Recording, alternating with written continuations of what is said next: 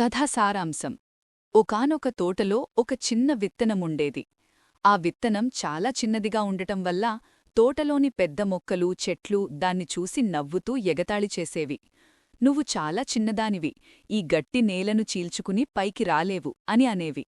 కాని ఆ విత్తనం ధైర్యం కోల్పోలేదు. చీకటిగా ఉన్న భూమిలోపల అది తన వేర్లను బలంగా పాతుకుంది. పైన పడే వానాకాలం గాలులకు, ఎండలకీ భయపడకుండా లోపల తన పని తాను చేసుకుంటూ పోయింది.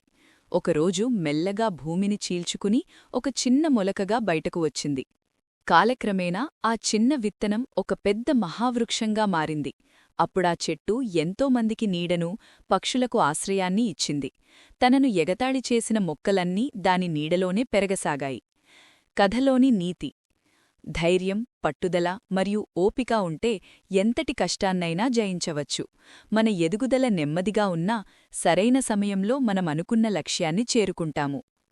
ముఖ్య అంశాలు: ఎవరూ పుట్టుకతోనే గొప్పవారు కాదు, కృషితోనే గొప్పవారవుతారు. ఇతరుల మాటలకు భయపడకుండా మనపై మనకు నమ్మకముండాలి.